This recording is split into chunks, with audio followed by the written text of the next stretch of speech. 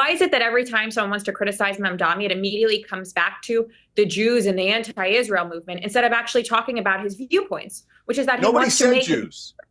You just said it. You always do that. We say Israel, you say Jews. We say Israel is a government. Please don't make it about Jewish Americans. And you come back and go, you have to make it about Jewish Americans. What's wrong with you? What's wrong with you? Is Israel a Jewish state? Yes or no? Yeah. First of all, okay, so Saudi Arabia is a Muslim state, and you can criticize it all day long, all day long. There's no special protection because for what you're doing is you're decoding language that to calls attack themselves American a Jewish state or a and to Muslim say that state. we should not be here and we should not be in existence, and that you would be happy for other people like Mamdani to use. No, I want Israel to be safe. Nothing of the sort. Nonsense. You're totally lying.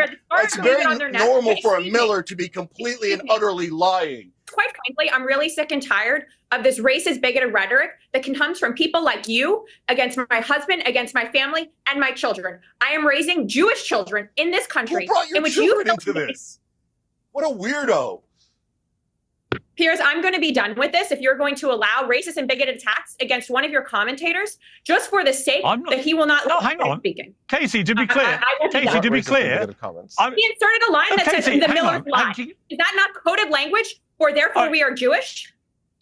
Come on, Piers, where are you? What? Where are you standing? God, you're so Casey, pathetic. if I can speak, everything's your if I can speak, listen.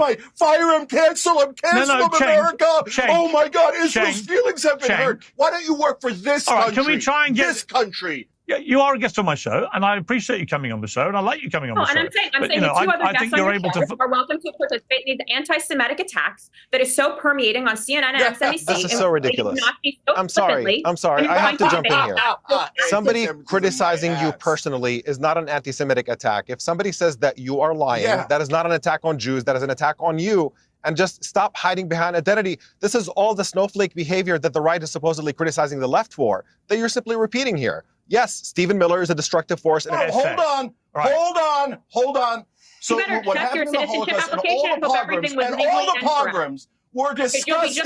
That doesn't mean... Those were some memorable moments from Piers Morgan's show between Cenk Uygur versus Katie Miller. For those of you who doesn't know who Stephen Miller is one of Donald Trump's most influential advisor. He is of Eastern European Jewish descent. And his wife, Katie Miller, she's Jewish as well. So Stephen Miller is a very powerful force in Donald Trump's administration. He helped craft a lot of Trump's most controversial policies, usually the hateful policies. People call him the Joseph Goebbels of Trump's administration. Joseph Goebbels is a reference to the Nazi propaganda minister. So Stephen Miller, he writes all Trump's speeches, or most of Trump's speeches, and he advises Trump on a lot of his policies. So he's a very powerful force in Trump's administration. So here we have his wife coming to Piers Morgan's show. She has been quite visible lately. She was formerly a senior advisor to Elon Musk, and most of her appearances has been very humiliating. You can tell from this show that she's a spoiled brat. And if you watch the entire show, she came to the show with pre-planned script of what to say. That is the reason why she was trying as hard as possible to put words into Cenk Uygur's mouth. And as you can tell, she's not good at this. She obviously got to where she's at because of Stephen Miller. And this is not the first time that she's humiliated herself and Stephen Miller as well. The other time she was on a show, I think on Fox News, and there was a question about Stephen Miller's manhood, and she totally humiliated him. You are married to Stephen Miller, so you are the envy of all women. What is that like? The sexual matador, right? What is it like being married to such a sexual matador? He is an incredibly inspiring man who gets me going in the morning with his speeches being like, let's start the day. I am going to defeat the left and we are going to win. He wakes up the day ready to carry out the mission that President Trump was elected to do.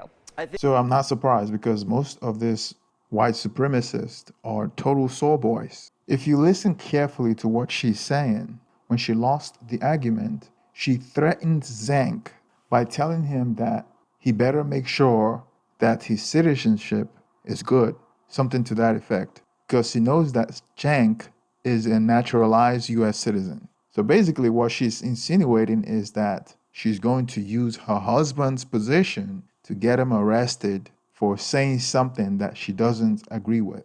And to make matters worse, her disagreement with Cenk was regarding a foreign country. So she wants Cenk to be deported because of his opinion of a foreign government. So any criticism of Israel is somehow a criticism of the Jews from what she's saying, because nobody mentioned the Jews. When you criticize Saudi Arabia, that doesn't automatically mean that you're criticizing Islam, which is what a lot of these Zionist and Israeli agents in the United States want to make it out to be. So that way they can accuse you of being an anti-Semite. And the same people always cry when the left talk about counseling people, but they want to counsel. She wants to deport Cenk because of his opinion on Israel.